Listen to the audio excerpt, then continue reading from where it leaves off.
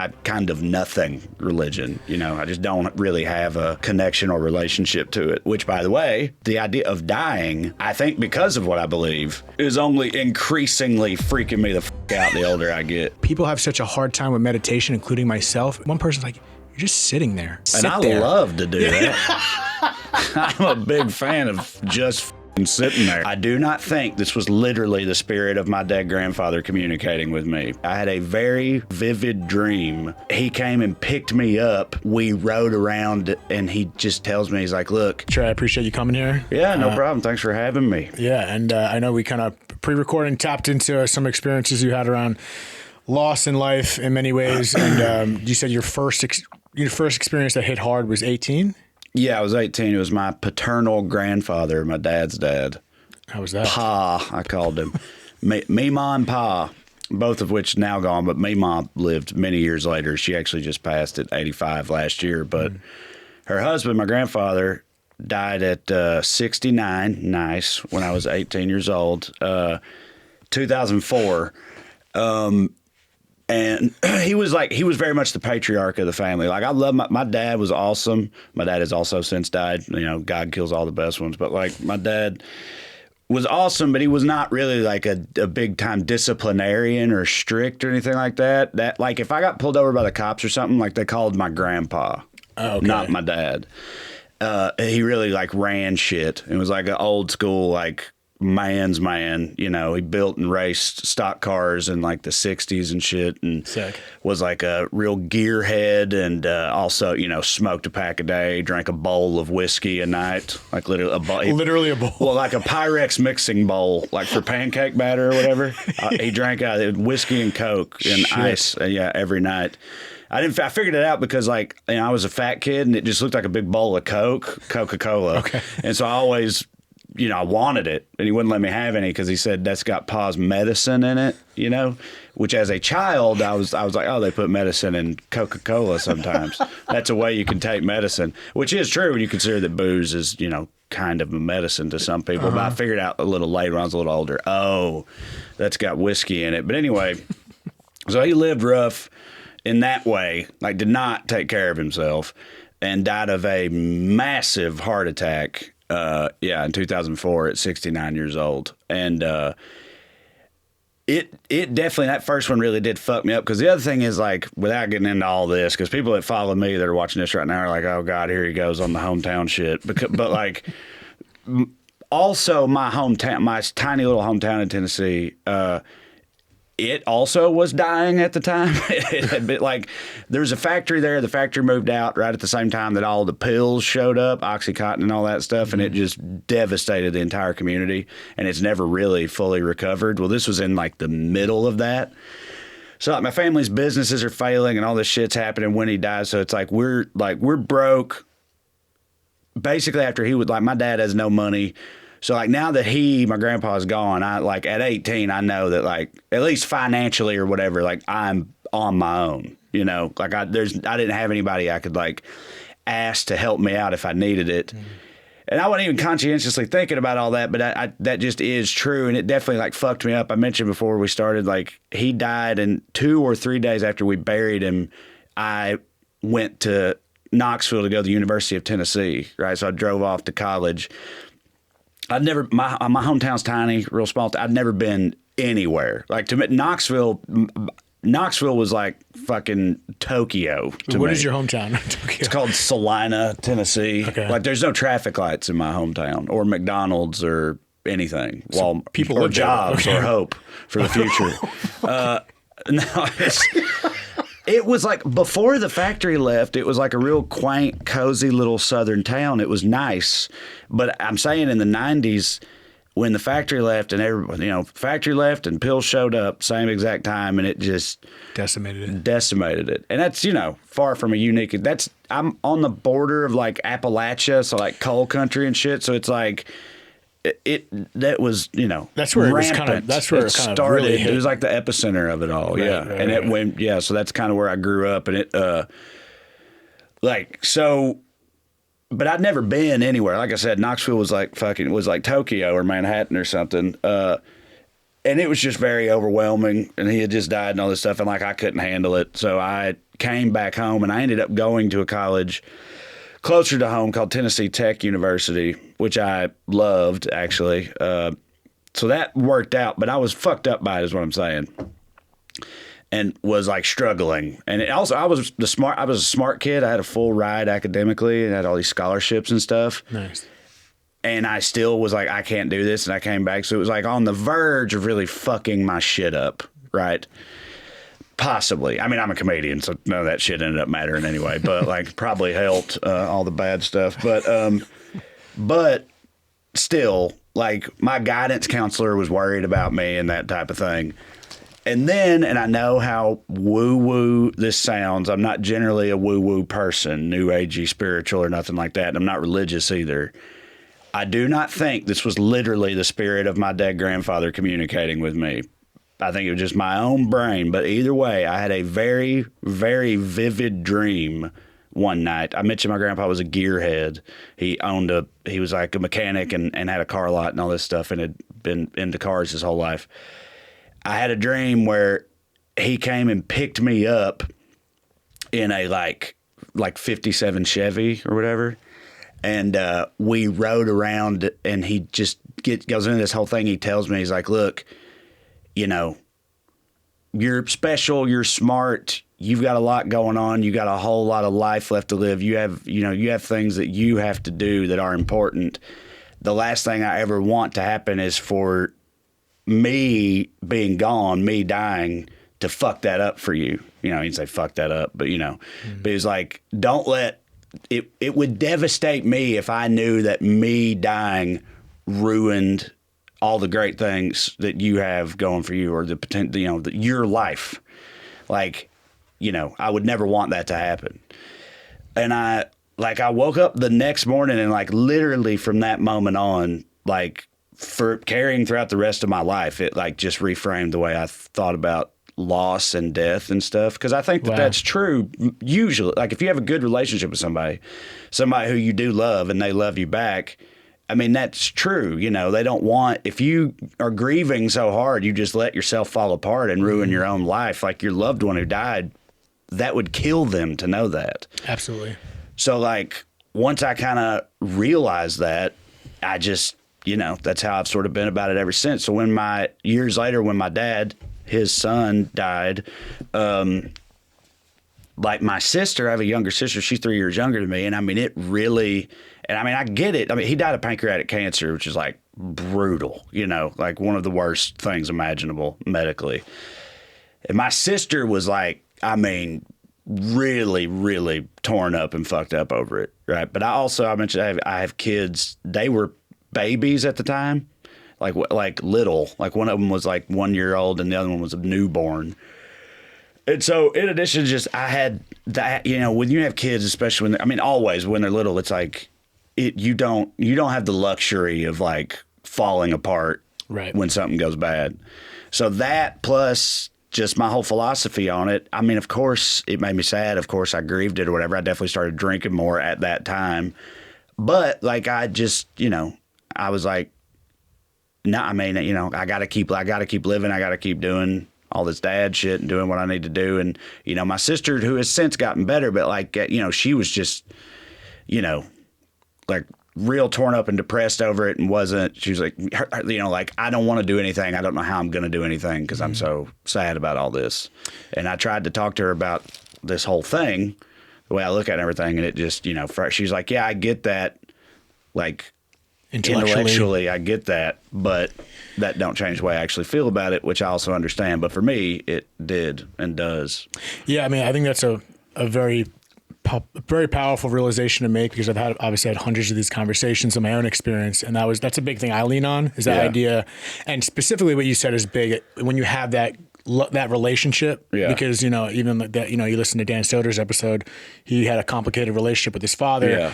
That gets a little hairy to think like that. Not that his father wouldn't want that, but in those complicated grief situations, it's a little harder to lean on that. But when you have that relationship that is loving and this or that, that's almost a no-brainer for me. Yes. But it is interesting how, you both, you and your sister, could intellectualize that, but it struck a chord with you, and then it doesn't for her. Mm-hmm. So then I understand. I don't, like, what do you think that is, that difference?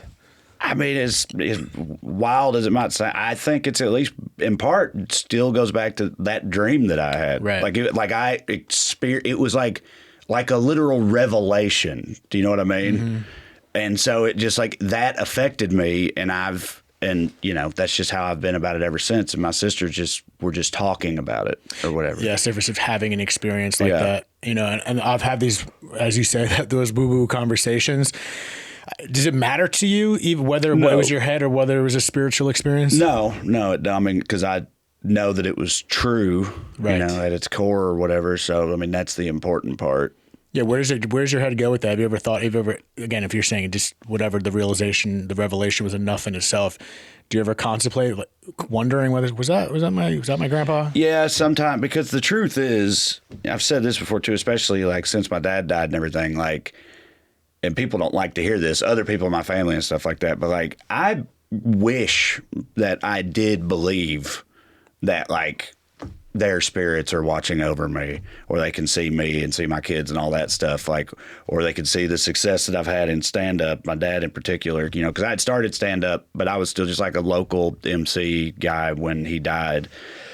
But I just don't believe it. Like, I mean, I just don't. Like, again, that would be cooler and better, but I can't help what I actually believe to be the case. Mm-hmm. I mean, I hope that I'm wrong, but I just don't believe it. Yeah, I mean, when I say I don't care, I'm not saying this like I don't care, but it's whatever people believe. Mm-hmm. Like, it doesn't matter to me in a sense that if you're good, then you're good. I've just heard so many stories, and again, they're stories. That's why I could see why people don't believe it, because it's just anecdotal. But to me, it's like those experiences in particular. Like, I haven't had something like that. I've had some interesting scenarios that I question sometimes. But in regards to me thinking those are, I personally think that we're tapping into something there. Mm-hmm. But at the end of the day, it's really just the meaning you give it. So if you're giving it meaning and it switched you up like that, then that's the way. You don't even have to look at it further, I suppose. Yeah, I don't know. It's weird. I'm not a fervent atheist or whatever at all. Like, I'm more of an agnostic, really. But like people. A lot of people that are non-believers are they're like fundamentalist. They're like the fundamentalist Christians or Muslims of not believing. A lot of atheists are, which is kind of ironic, and I'm not like that. I think because I grew up a-religious. Like, I didn't grow up in church, which is odd for where I'm from. Right. But I was gonna ask you that. Yeah, my dad. I think I've always chalked that up to my grandpa was talking about. He had two sons, my dad and my Uncle Tim. My Uncle Tim, who is still with us, my Uncle Tim is openly gay, right, and has been for as long as I can remember.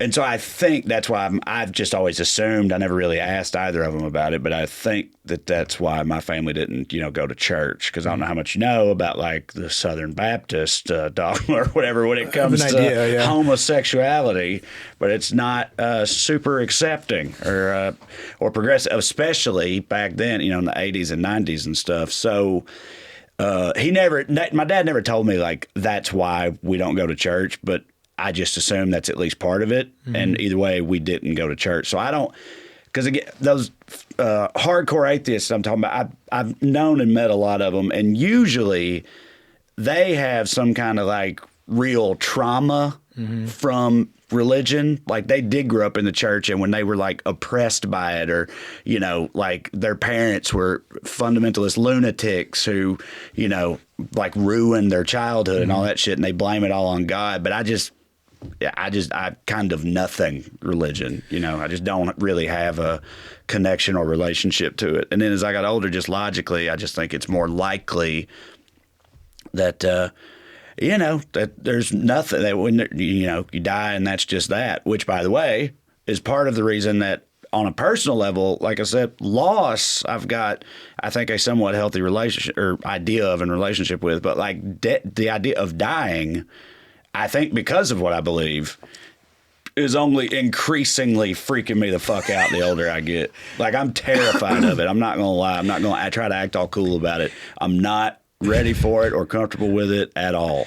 So what about it exactly? Obviously, there's a million potential answers for that, but is it the idea due to your beliefs, if you're parlaying those two together, that that's it. Yes. And like the idea of that's exactly what it is. I can actually pinpoint this moment too. I used to be, and it's so dumb, but like for a long time as an adult, I've thought you die and that's it. There's nothing after. And for a long time, I was totally kind of fine with it. At least I thought I was. And then one night, I mean, we're talking 3-4 years ago. I think it was during COVID, actually. So that was probably also part of it because obviously that was a real fucked up time. Mm-hmm. I was still dabbling in like edibles at the time and cannabis, right? Which in part because of this, I no longer do. That was for whatever reason, as I got older, that it just started to, it almost never was fun. It almost exclusively made me, I called it commune with the void, like fetal position, freaking the fuck out. Why, God, I'm going to ruin everything. People hate me, like that type of stuff. It was never like, oh, this guitar solo is fucking ripping. Like that's how it was when I was a teenager. But as I got older, it's like that just completely went. It was like what you try to watch a Netflix movie and then just spiral mentally the whole time. You're not even paying attention to it. Well, one night during that period, I had taken an edible and was like, laying in bed and was looking at Reddit before I was going to go to sleep, and I don't remember the exact Reddit your first post. mistake. I know. But I saw this thing. It was about space and cosmic shit. Like, what are some crazy cosmic facts or something like that? Mm-hmm. And one guy posted something about the idea of the Big Bang and how that would have worked or something or another. And then it was like, I just went down this whole mental rabbit hole of like, what was before that though? It's like, well, nothing. And it's like, okay, but fucking what is nothing? And it's like, well, you were nothing your whole life before you were born. I was like, yeah, that don't help me. Like I can't even conceive of nothingness. Right. Like the idea that like the lights just go off and then, yeah, I mean, I can't wrap my head around it. And I did, I guess, have an existential crisis that night. And ever since then, I've just been, I just don't, I'm not on board with it. I'm in a place right now where I'm actively hoping that fucking technology advances to the point in my lifetime that, there's like anti-aging techniques and things like that. Oh, so you're going down that Brian Johnson rabbit hole. I think that's his name. I don't even know the specific people who are trying to do it, but it's like, you know how they say, oh, the first person who will ever live to be 200 years old, they've already been born. Mm-hmm. Right? And by the way, I think I know who it is. I think it's Andrew Tate. Andrew Tate's going to live to be, he's going to be the first because he's the worst person alive, and that's usually how that works. So, but if that's true, like, it could be right around the corner. And there's a lot of things they've been saying are right around the corner for a long time now. But like the JFK files right around the corner. Right. But if, in my head, I'm like, I hope they figure that out before it's too late for me. So it's the idea of nothingness. Nothingness is what I mean, whenever I think about that, I was literally just thinking about, there's a cliche thought, I suppose, but before the Big Bang, the idea of, because how does all this come from nothing? So is that innately is that nothing? But then the one that nothingness has freaked me out for a while too. But then I thought about it, I was like, well, if that's the case, I'm just not gonna have any idea. I know, yeah, and you're not. I know, but and I get how that to some people is comforting, but to me, it's not comforting. No, it's not comforting. Okay, but I'm like, I don't like that. But even like for me, even like religious people, maybe they have an answer for it. I don't know, but like even if you think it was God who did it all, it's like where did he come from? Where did he spontaneously, appear out of it? Because if at some point there had to be nothingness, and then suddenly there was something. Even if that thing was God, who then created everything else, and I just don't know what to make of all that. You're like, no, well, actually, God was there forever. But it's like, what is forever? What is forever? You know what I mean? Like, how does that? Oh, God, you're making me uncomfortable. I don't know if it's the caffeine that I'm drinking. I should have got a grande. I'm saying. But I'm curious about it because I want to go down this because I love these conversations. When you say it's more likely that exists, why do you say that? Why is that more likely? I just think that to me, what's the more likely explanation, in terms of like science versus religion? Like they're kind of tied together. They're heavily tied together, in my opinion. Not religion, not religion. I'm saying I think the idea of science and spirituality is much closer than we think. Because it's like the search for meaning and answers. They both are that. It's like finding answers to eternally human questions. Yes and no. take everything I say with a grain of salt because I also have no idea what the hell I'm talking about. But when it comes to like prayer, for example, like there's what the hell was the book? I think it was The Power of the Subconscious Mind by Joseph Murray. He blends the idea of prayer and the whole woo-woo manifestation, a lot of these things. Like when you look at prayer, there's a scientific aspect to it that maybe the Bible won't say because they just talk about prayer and believe in that shit. But when you think about the quantum field and the idea of prayer, like people names like Joe Dispenza or Bruce Lipton that talk about the quantum field, there is a slight tie about how the quantum field and our beliefs and thoughts scientifically have an effect. Right. On matter, for example. Yeah. So there's stuff like that I can't speak on in an intellectual manner. I'm just saying I think there is a bridge between that. But side note, in regards to like the idea of likeliness, this isn't a strong argument. Perhaps this is just how I see it, and I'm not trying to make it a strong argument. I'm just, when we think about the Big Bang and everything that we just discussed, that in itself is so ridiculous to me. Right. That the idea to think that it's likely that we go into nothing just doesn't resonate with me. If anything, I think it's more likely that something does happen based on the absurdity of all of existence. Does that make sense? Yeah, I guess with God. So again, even though I didn't go to church, I grew up in the South, the rural South. So everybody was Christian. I didn't meet like a Jewish or Muslim person until I was an adult. And so for me, it's all about that, like them and what they thought and stuff. And it's just, like with like Christian God, for example, it's like there's just too many things that I'm just not on board with the way that they, talk, that don't make sense to me, like fucking what's up with pediatric bone cancer, God, like that type of thing. Like if there's a person pulling the strings and all that, and like mysterious ways is not a satisfying answer for me, and it's like there's also just no actual proof for it. Some of the like with physics and all that, and I'm not smart enough to talk about how it all works either, but there's like, scientific and mathematical evidence to support the best theories that we have right now around how things work. But there's never been any like real proof. But what's the proof on the other side? Because I feel like the burden of proof, if you want to use the word for lack of better words, goes both ways. Because I've seen these conversations all the time, and I don't have an answer. I have my beliefs, so I'm not picking sides. But at the same time, when people, the easy answer is like, where's the proof of the afterlife? Where's the proof of no afterlife? Right, but can you prove nothingness? Like fundamentally, like is that even a thing? Because it's like you can't prove a negative or whatever, and it's like the ultimate negative, I guess. So it's like I don't know. I mean, I know that they've tried to do things before where it's like ancient experiments where they would like try to measure a soul. Oh, they try to weigh it or some shit? Yeah, they'd weigh a person right before and then after they die, and they try to figure out. So it's like, people really, that's the other thing too. Like humans are very stupid, but also very smart, and have been trying to figure this thing out specifically the entire time we've existed. Yeah, I just think some things are at a point where we're not there yet in science. Because you think about science in general, it's just inherently infallible, where there's so many things now where you're constantly finding out more. So it's like science hasn't proved it yet, but we also haven't figured out how the fucking pyramids are built. So it's like, how do you tap into that existence? Yeah, I think it just comes down to belief at this point. I don't. Yeah, well, it's like, to be clear, because like I said, I'm not one of these proselytizing non-believers or whatever. I'm open to the idea that there's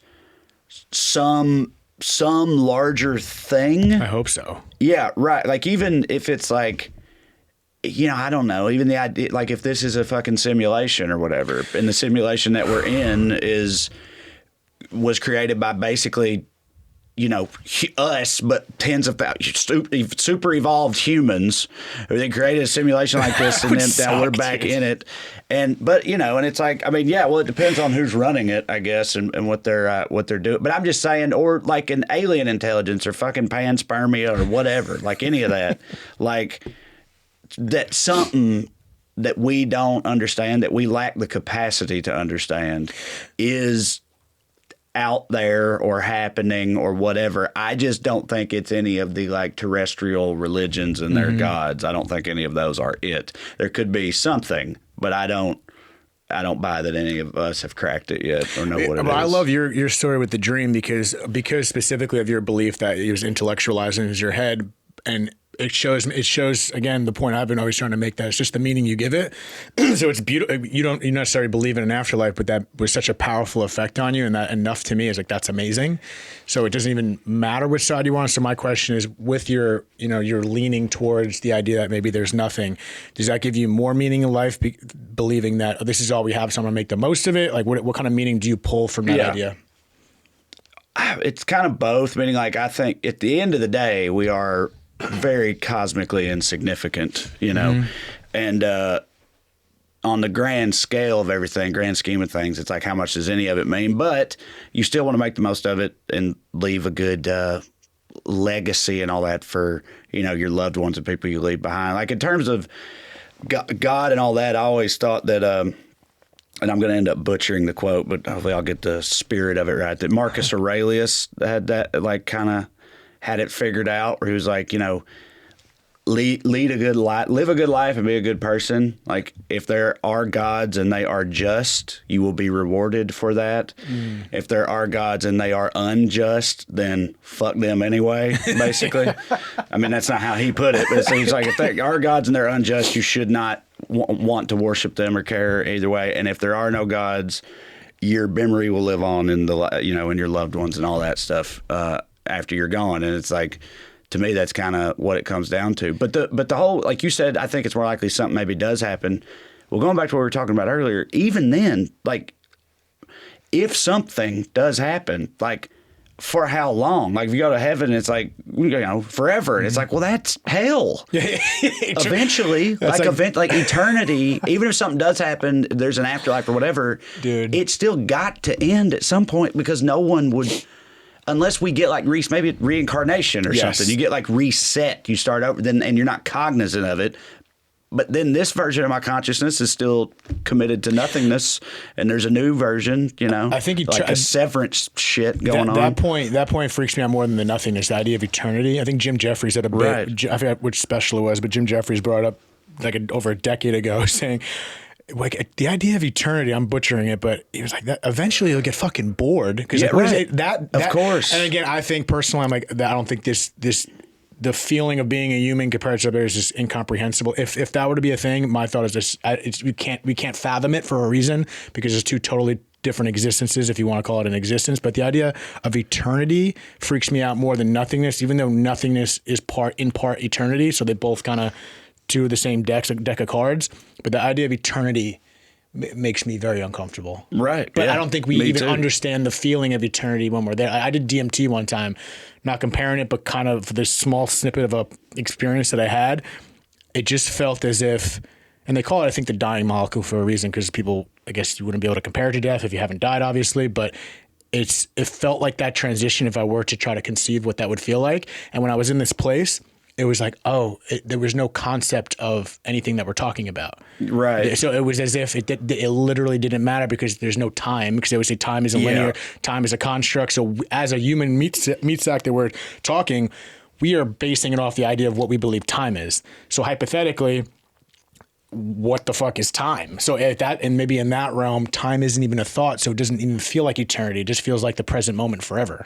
Yeah, it's like that. That freaks me out too. Right, that movie Arrival, Denis Villeneuve movie. I didn't see that actually. I heard it was good. It's good. It's based off a Ted Chiang short story. I can't remember the name of it right now, even though I did read it. Your accent makes his name sound better, though. Yeah. Yeah. Well, I don't know if it's just Chang, it's Chiang, but it'd be funny if that's not even his name. It's some other like Asian name. I really hope I got that right now. But because, good writer. But anyway, it's first contact. We meet like aliens, and those aliens in that story, in that movie, the way they perceive of time or whatever, it's kind of like that time is a flat circle thing from True Detective, where it's like they simultaneously experience everything that is, or will ever be, all at the same time. And then, and it's wild to think about, but the reason I don't like that is because, like, you talk about, like, the idea of predestination, things that deal in that, like that free will does not exist or whatever, like, I don't like that either. I'm not saying it isn't possibly the case, but but hypothetically, if it was, don't dig it. Well, what can you do? Yeah, I don't know. Again, I've opened the door for so many different conversations, and I just like to talk regardless of my beliefs. And again, I don't attach myself to my beliefs because like, what the hell do I know? So I'm open. That's why I like these conversations, because maybe something will ring a bell and then I'll latch onto that. But I'm curious what you think about near-death experiences, what I'm going to ask after. But I've had a lot of near-death experiences and part of me, my East Coast Guinea mentality, I'm like, was this person a grifter, this or that? Because those obviously exist. But then I've heard a lot of stories that I see so many patterns. So I'm like, is everyone on the same ship just bullshitting everyone? Or is there something to, at least at a minimum, question? Why are there a lot of similarities? And a lot of the theories, if you will, beliefs from the person telling me because of their experience, similar to yours where, your sister can intellectualize what you're telling her, but based on not having the experience, it doesn't hit. So that's my thought on some of these people. Oh, they've had an experience that I can't relate to, so it's just hitting for them differently, and I can only intellectualize it. But a lot of the consistencies are that we chose this life, according to their theories. Like, we chose this life, which kind of goes in the realm of predeterminism, right? But within that, there is still free will. So it's a blend of both, where the way I see it, based on my interpretation of their stories, we got like this fucking iPad. I'm like, oh, David's going to have this deep experience of grief. It's not going to show two buildings, but it's like he's going to go through that.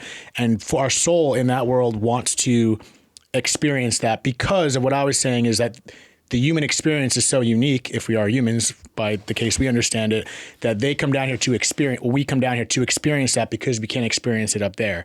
And I think that ties into the idea of this is going to happen, but we still have choices within that experience, and that's part of the free will under the predeterminism TP, if you will. So it's a little bit of a blend of both. But then the question just comes, okay, why? Why do we have to experience that? And again, this is just me spitballing. I think in our own life, think about most people, for the most part, I think at least you and me from sitting at this table, we want to improve our life, right? We go through this journey of this one existence to try to be better, right? We try to transcend and learn and grow and be a better person. So we're trying to evolve in this individual life. What if you extrapolated that and reincarnation is real, that soul is trying to evolve too? Yeah. Isn't that like part of the belief system of people that believe in reincarnation? But like you're heading towards nirvana or whatever, like transcend. I think that's you go through, and you're the soul that's at the core is evolving every time. From my limited understanding, yes, right. And I'm yes, I think that ties into it. But that's coming from a lot of people that have these near-death experiences that are not tied to Buddhist ties, not necessarily any religion. Some people that went into this experience Christian and came out less Christian because it kind of contradicted what their beliefs were. So that's always fascinating to me when I hear people that tell me they're coming in Catholic. I'm like, okay, let's see where that goes. But then they go against their beliefs because of their experience. But a lot of these experiences have those similarities. And the biggest similarity is we chose this life. And then it goes down to the question of God. Why would he have pancreatic cancer? Why would we have this suffering? And then I think about it. I'm just playing with the idea. I'm like, where was it in the manuscript, or where was it in the manual that we were told this wasn't supposed to have pain? Just because it doesn't feel good, we assume, oh, this isn't the way it should be. You know what I mean? Like, maybe I think pain and suffering, maybe this goes back to Buddhist, is literally part of this experience, and it has to exist, because without it, how are we supposed to learn? Yeah, right. It's like the great poet 50 Cent once said, sunny days wouldn't be so special if it weren't for rain. Joy wouldn't feel so good if it wasn't for pain. And it's cliche and then true. He says, death got to be easy because life is hard. And I don't know if I agree with that part. But either way, the rest of it, yeah, sure. But I mean, you can't argue that it does. Well, that, you do need pain and suffering to be able to even conceptualize, the opposite, good things. But like how any given person is chosen to be the like target of that, you know what I mean? The one that has someone's on the shit end of the stick. Yeah. And it's like, if there's some like grander scheme, it's like, how do those choices get made? Or it's like, how is that? There's a next fair? level to it. Like, so again, like I said earlier, like fucking Andrew Tate's gonna live forever. My dad died years ago, and it's like, so sometimes it's like the idea of that there is something pulling those strings. It makes me mad at them. Do you know what I mean? I'm like, why are you being such a dick, bro? a lot of people, like where I'm from, with school shootings and shit, they say it's because we took God out of schools, right? That's what they say. Oh, God, okay. Oh, well. And my thing with that has always been, and I've like lost friends over this because, like, as I said it to them, but it's like, if your omnipotent God is allowing school shootings to happen to prove some kind of, like, you know, societal fucking policy, social policy point about, you know, education and theology, then he's a fucking psychopath. He's a psychopath. And no one should worship him, including you, right? And it's like, so just that type of shit. But it's, I mean, what about, you know, sometimes I've thought maybe an explanation for that is there was some kind of intelligent design, whatever that is, or this was like built or put together, but then just turned on, and it's just the program, and I don't even mean necessarily in terms of a simulation, but it's just running now. Do you know what I mean? So it's like, so shit just happens, right? There's no one making the choices. It's just an assembly line. Or another way to put it is, what if, like, God is fucking dead? Okay. You know, that'd be a dope little like dark comedy movie that should come out, to be honest. But, like, you know, so I'm saying the idea that, like, that's what it's not mysterious ways. It's that he's either asleep at the wheel or just gone or whatnot. You just put auto draft on. Yeah, right. Put auto draft on, and now we're on our own now. Oh God, that's a new one. I haven't really heard that. I don't like that. Yeah, I don't like any of these. That's what I'm saying. Like, I'm not into it. I need to do all the fucking psychedelics and shit. Have you done it? I took, so a whole other conversation. Only in the past, like, 3-4 years. Oh, God, I get the chills there. Freak me out. All right, go on. Only in the past, like, 3-4 years, I came down with, like, hardcore anxiety, seemingly out of nowhere. Like, I'd never had anxiety before. You know, me and depression are like this. We're old buddies. But, like, anxiety was new, and I hated it. And so I got very aggressive in trying to, like, take it on, you know? And part of that was I did ketamine therapy, right? And I do actually think that it helped. It might have been placebo. I don't know, but I do think that it helped. But that's my only real, that and, like, mushrooms, but not like a crazy amount. And it's been years. I mean, it's probably been 12 years or more since I had mushrooms. But, like, LSD, DMT, those things I've not done. You know, I'm worried about, there's, like, some mental illness in my family and stuff like that. And I've heard before that LSD, it's like it can be a catalyst for an episode or a break or whatever. And I'm that's another fear that I have, is, like, losing my mind, you know? And so, but then you hear all these stories about people that's, like, have these, they figure shit out, you know, like Neil Brennan, who's awesome, great comic. He started fucking with all that shit, and now he's like, he's got it all figured out. Is he microdosing or? No, I mean, he took, like, trips and stuff, like, I guess in both senses of the word, but I mean, like, out in the desert in a tent doing shit, spirit quest shit, but with, you know, these psychedelic substances. And yeah, now he's like, he's got his, and I think Bill Burr said he did a little bit too, and I'm not sure on, but, like, that it helped him with these types of things. So maybe I need to, like, look more into that. But I just always think about, because I told you earlier how weed started to affect me. I just think about the negative version of that. You know what I mean? A bad trip. By, like, how, do some research on that, because I've heard the same thing, that if there's some background of biological issues or whatnot, it might not be for everyone. But my personal experience, it's been amazing for me, and I've now the studies are coming out seemingly more that it's helping a lot of people, PTSD and some serious shit. But might do some doctors to do some research on that. But it's, I believe, I always question, like, why does that exist?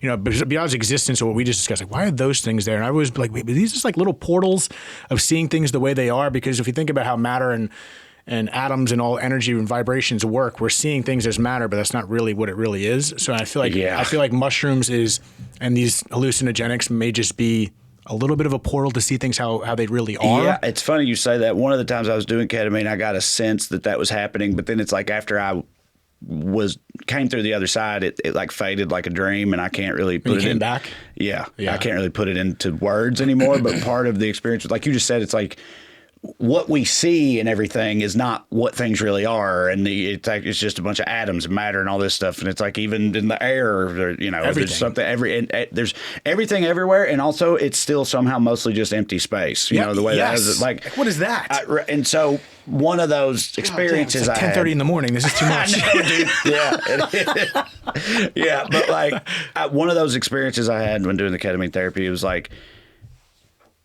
like I was removed from the way we see it, and I was seeing like that version of it or something. And it was obviously wild as hell, but also like kind of oddly comforting. My whole thing, like in terms of none of that was ever good or bad. The ketamine deals that I had, you know, it was just like it just was. You know what I mean? Which is a big thing because I feel like going through life, it's hard as a human with emotions and feeling to not see good and bad. That's just the nature of being us. But I think part of that balance through a lot of ancient cultures that I've read that I can't even regurgitate because I'm slow, but it's kind of guiding through life in between the positives and negatives. It's like I feel like my mantra of life is kind of finding that middle ground and being aware of the flow of how it goes, but it's finding that balance that I feel like you might have saw or felt during ketamine, where things are only good or bad because that's how we give meaning to it in this as a human experience. But as a human experience, it's a stupid statement to even try to understand what I just said, because how do you, like, Dave, what the fuck are you talking about? Like, good, obviously there's good and bad. It's horrible shit that we just experience and see on the regular, but it's kind of just finding that point of as a happening. It's like Taoist almost, like things are just happening, and we kind of got to stay in that in-between zone of not too high, not too low. And it's a hard concept to grasp when something traumatic happens. I'm not saying I'm just looking at it from a outside perspective, but I think maybe those experiences that you just had are kind of giving us a snippet of seeing it in that aspect.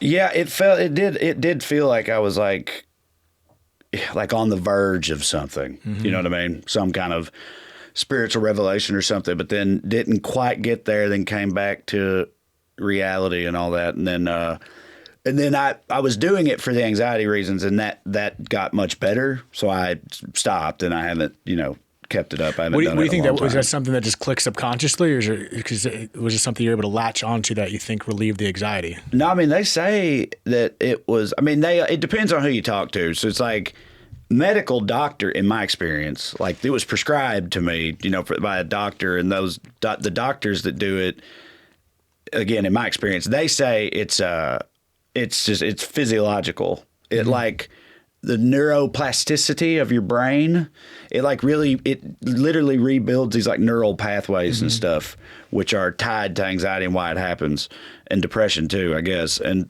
so it's just a physiological thing it does to your brain. And the fact that you can go on this crazy trip is just like a side effect, basically. But if you talk to people like who are, I don't know, you also have like people that make sure you don't like freak out or whatever, like, a guide, I think is what it's called. Kind of yeah, type thing. And those people are like, nah, the trip part of it, it's that's why. That's what it does. But I think maybe it's a mixture of both, because when I was trying to dial in the amount that I needed at first, it's like it wasn't even really, I wasn't having any kind of trip, but I still felt like it was relieving my anxiety, even just doing it that way. And so I think maybe it's a mixture of the two, but it like literally affects your brain and how it works. But it may have been, who knows? It could have been a temporary thing I was going through anyway. It could be, like I said, some sort of placebo effect or whatever. But what I do know is I got anxiety out of nowhere. I would classify it as crippling, like debilitating. Like I literally shook like a leaf, like, when it was not all day, but when it was that bad. When did that start? And like at 35. How old are you now? I'm 38. Okay. Maybe 34 is when it started. 4 years ago. And it lasted probably a year, 18 months or something like that. And then it was like bad. And then I had tried a bunch, I was going to therapy, and I'm on like a hydroxyzine, so like not Xanax, but like low level anxiety meds that's supposed to help and shit like that. And it still was there. And then I heard about the ketamine thing. I was like, I'll give it a shot. And I did that it was like 2 6-week sessions or something. And I'm not saying that that's what did it, but what I am saying is since I did it, it has been remarkably better. Wow. Like I don't think that I've had a panic attack since I did that, and I'll get anxiety every now and then, but it's like more like low level manageable type thing, and it's not all that frequent either. It's, you know, just every now and then for whatever reason. But so it's much, much, much better, and that happened after ketamine therapy, whether it was the ketamine that actually did it or not. So, and while you were under, you said it's kind of fuzzy about what the experience was, right? Well, again, I said we're like adjusting the dose and stuff because you're supposed to have some kind of experience. And for a while early on, I wasn't. I think the dose was just too low. And I actually only ever went at full blown, like, I guess, K-hole or whatever, one time. And that it happened to be the last time, which I mean makes sense because you're like ratchet up a little bit. But so I only had that one, and that was at the end of one of my set rounds of treatment.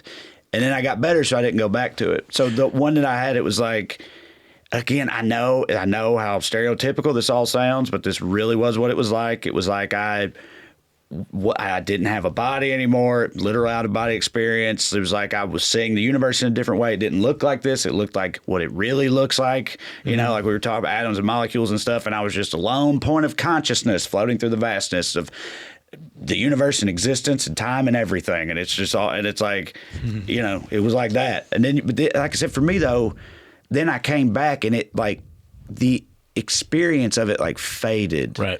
You know, like a dream does. So it's like, it was wild as hell, but it's hard. I can't really like access it anymore, you know, like looking back, you know what I mean? And that's where I think, you know, it's the blend of the spiritual and the science to me, because I feel like you had, in my opinion, it's like you had a spiritual experience within science, and science kind of, I feel like, explains spirituality. And we just look at it as science from a reductionist point of view because now we have books and information on atoms and molecules and particles, and it's explained in a scientific way. But to me, the magic of what we are defining through science is spirituality. We just happen to put a title on it. And some people will call it a spiritual experience. And then science will say, oh no, it's because of the ketamine that did this, did that, and caused you to do that. But that experience you had, to me, whether it's real or not, is a spiritual experience that was almost rearranging the way things are. And you saw it, how you had to see it. And then when we come back to this human suit, now the veil is back on. And that's where we're talking about like mushrooms, and that may show things how they really are. So you get a taste of how things really look and feel, which is whatever you just explained. And then when that comes out and that subconsciously plants something where all of a sudden the veil's back on, and now we see things now and we're back to where we are. Right. So is the idea that like, okay, when we die, we go to that, whatever, and then whatever that is, and that's what comes after? Is analogous to maybe that, like psychedelic experiences? We're just bullshitting a little bit. I think so, you know, in regards to whatever. Because I could kind of get on board with that, I guess. Because like I said, it was neither good nor bad. It just was. So it's like, you know. Yeah, who the hell was that? It was Alan Watts or Ram Dass or some crazy thing. He said something, whoever it was like, once you stop putting a name on things, and this took me a little while to conceptualize, still don't know if I do.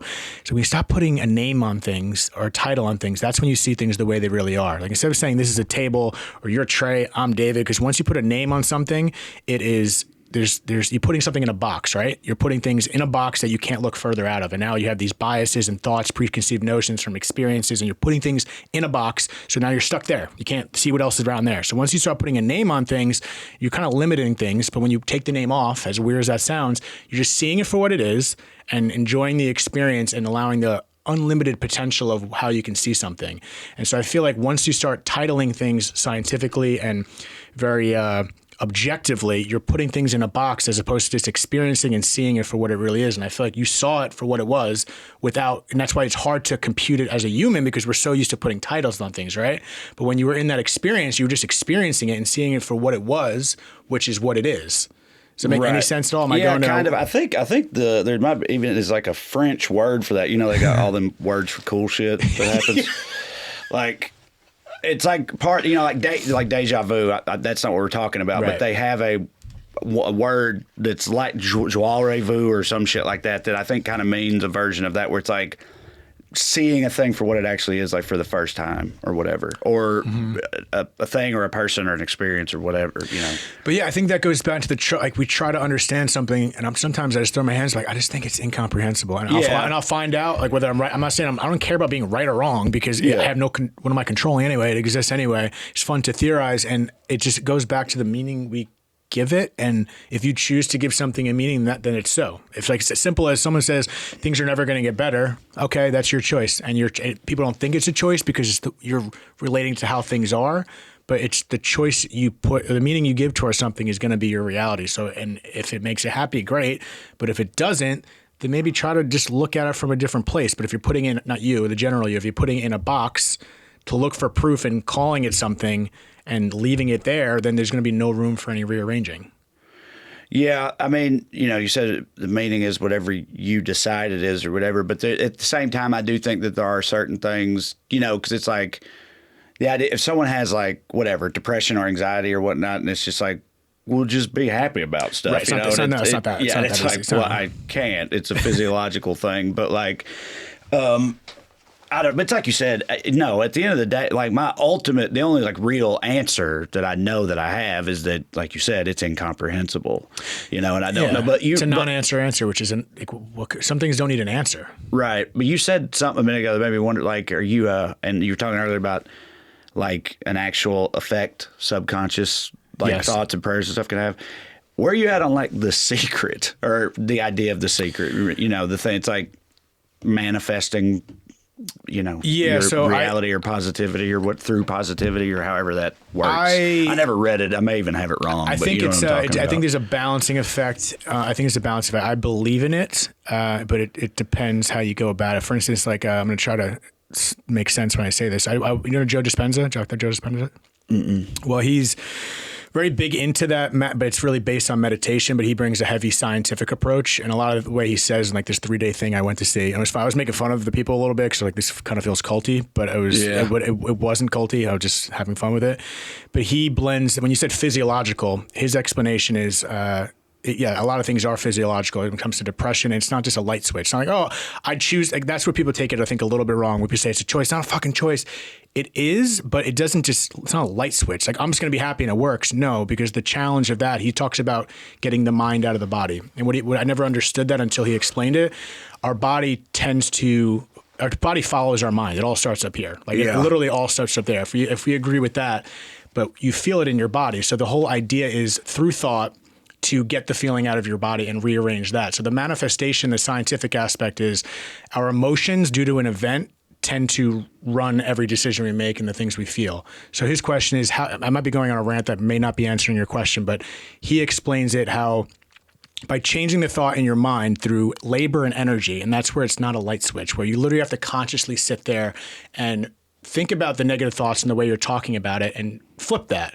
But the hard part is we attach those thoughts, those negative thoughts to a feeling. So how do you override that feeling? And that's the physiological aspect. You start with changing your thoughts, and it sounds like stupid woo-woo shit, but if you start practicing it, the challenge is attaching an emotion to that thought. So say, my thought is this. So say you have a traumatic experience, whatever it may be, and you think about it, right? That's something that happened in the past, correct?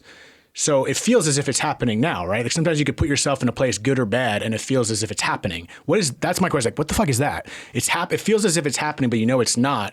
So that means your body does not know the difference between something that's happening now and something that's happening in the past. Okay. So how do we override that? You do the exact same thing. Do the exact same thing by replacing that negative with an imaginary thought, essentially, of where you want to be, and then you have to tap into that emotion, just like you're doing the same way. Does that make sense? Because we're able to bring up a feeling as if it happened, but it's not happening. So do the same thing. And he's saying scientifically that if you can override that feeling with an elevated emotion, then you'll override that thought and you'll start feeling better. And that feeling better and between the thought and the intention will physically change matter, according to him. And that's where manifestation comes in. Okay. Because when you think about matter, all this came from what is a thought? Energy, right? Everything is energy for the most part. Isn't everything energy? Yeah. So if matter is energy, didn't that come from something invisible, right? So the whole, maybe? Yeah. So the whole thought is if this physical matter came from something like a thought, an idea, or invisible energy, then you can affect matter through your thoughts and through that energy. And that's where manifestation comes in, where our ability to think and tap into this quantum field and this ability to from this invisible world can actually affect matter. And the matter is our reality. So I think that's what he's talking about from a scientific approach. If you do that mind-heart connection, sounds woo-woo, but he's coming from a scientific approach that shows how it actually works. Okay, right, because I remember when that was like a huge thing at the time, because again, I'm like more like cold and logical and that type of, is like I'm not, I mean, the evidence, and I'm a very practical person and all that. And like, so I hear that when it first becomes a thing and I'm like, okay, no, right.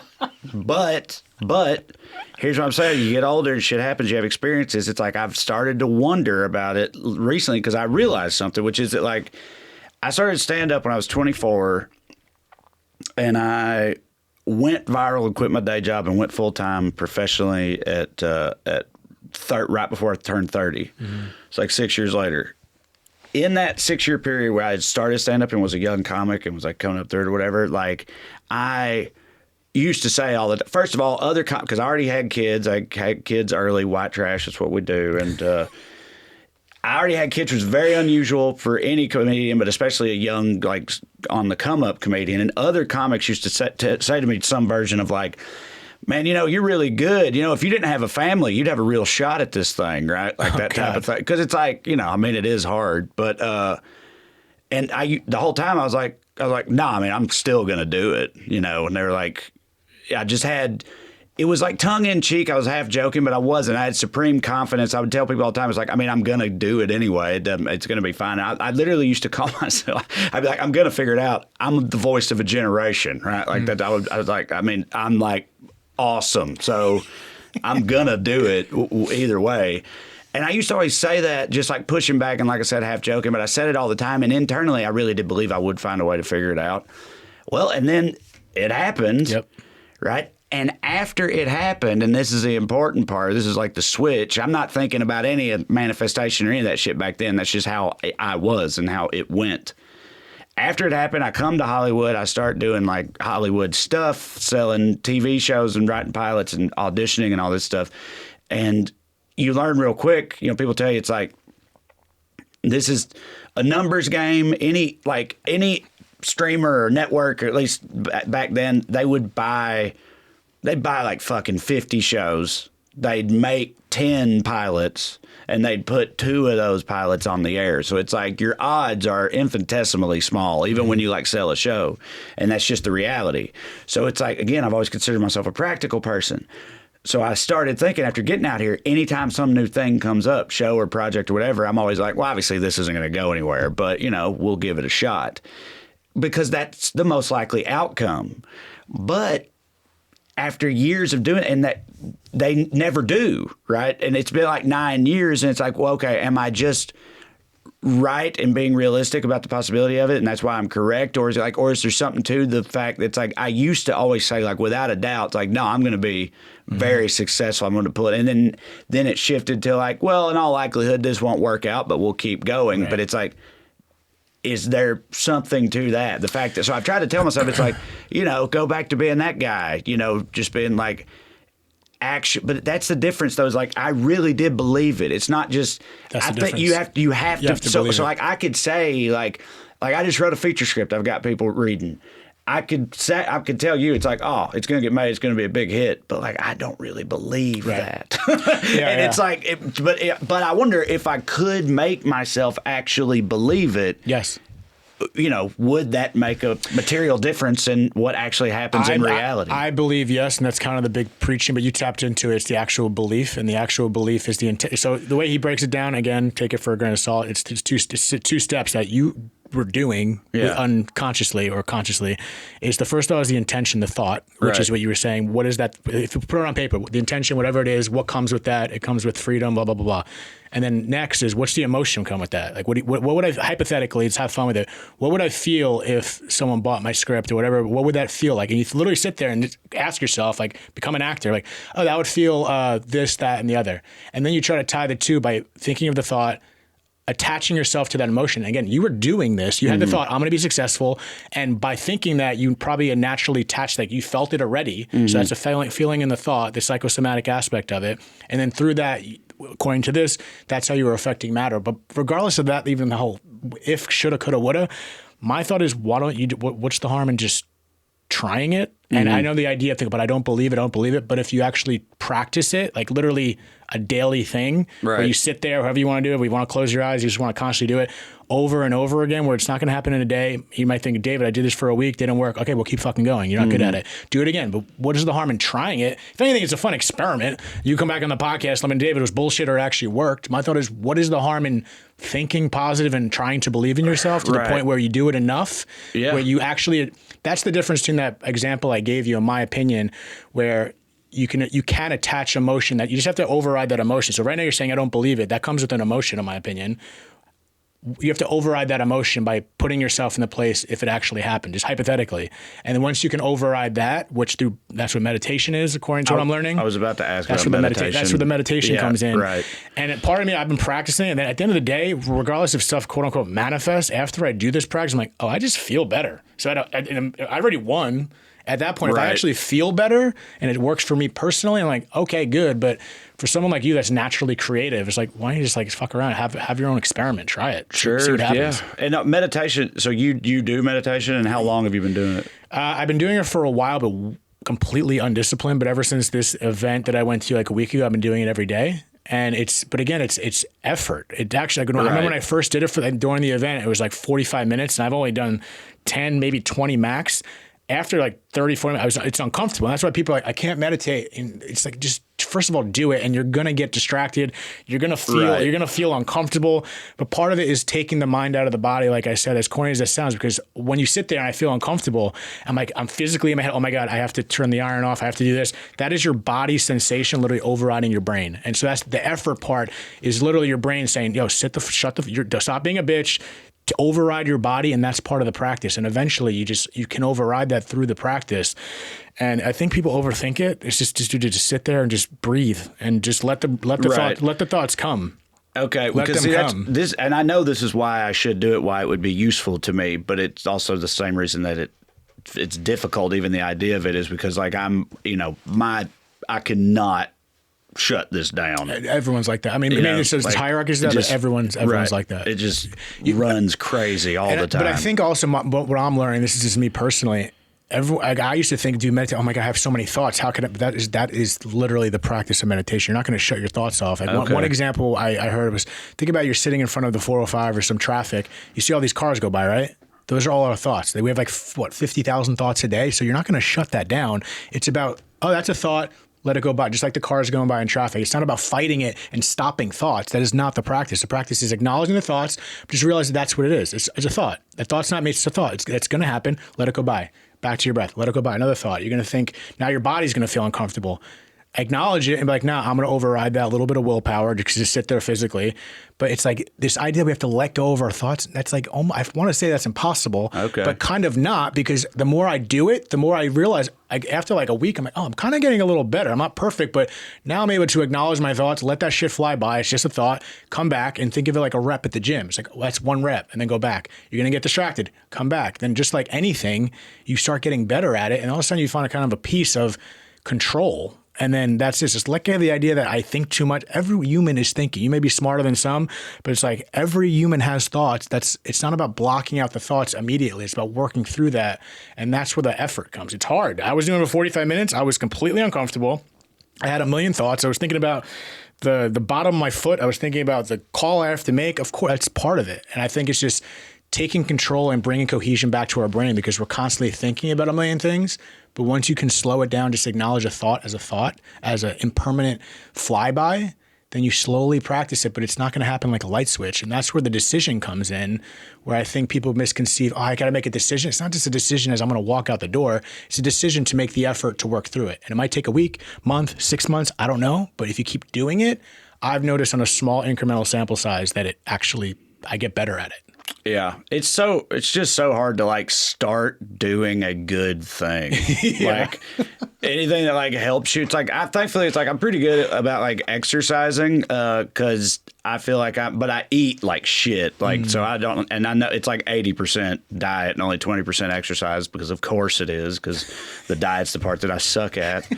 But anyway, because exercise, I feel like exercising is one of the only things that keeps like the demons at bay for me. Like if I hurt myself or something and I can't exercise for a little while, like my shit gets worse, like significantly worse. So like, I don't have a problem with that, but I've been doing that like since high school. My entire adult life, I've exercised regularly.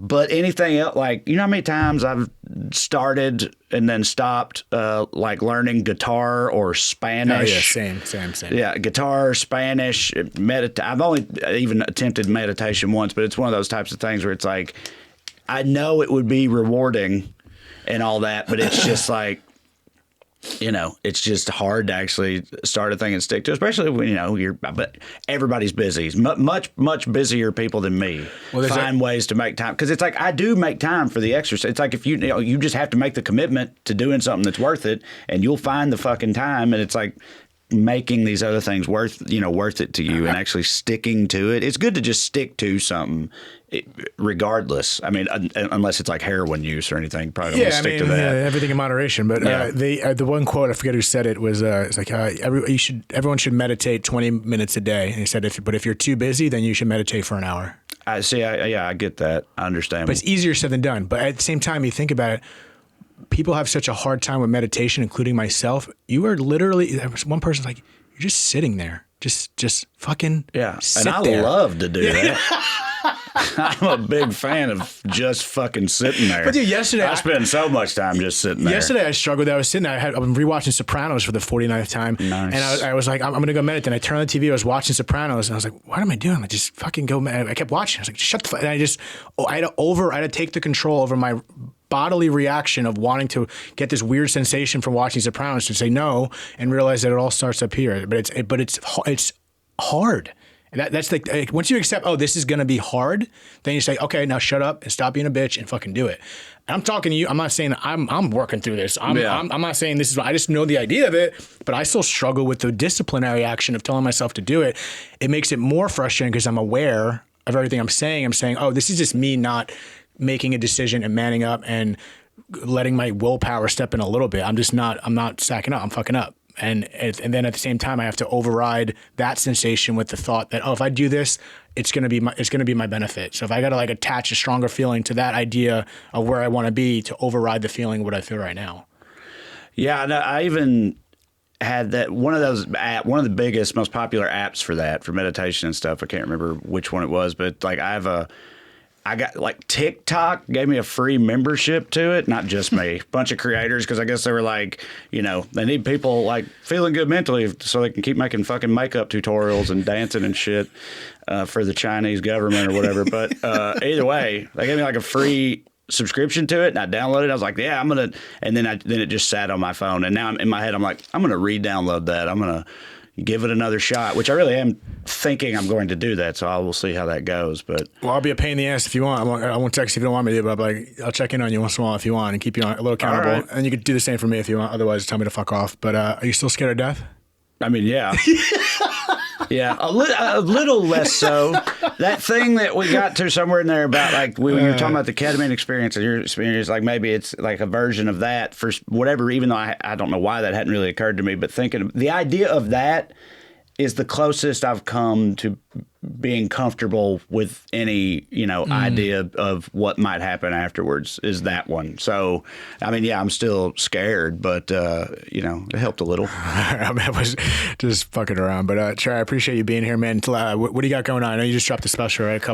Yeah, it's called Trash Daddy. It's on YouTube. You can check it out. You also go to Trae Crowder on any of the socials, Trae Crowder, and it's also TraeCrowder.com, which is where all my tour dates are, because I'm a perpetually touring stand-up comedian. So come and see me. Well, I'm not going to, wax poetic about the nature of death and existence and eternity or nothing like that. I'll mostly just talk about, like, white trash people and dick jokes and stuff. But it's fun, though. So, yeah, check it out. Yeah. As usual, I'll put everything in the show notes so you can find them and go get some tickets. Appreciate you, brother. Thanks. That was so much fun. Oh, this was great. Thank you. Awesome. All right, later, guys. Till next time.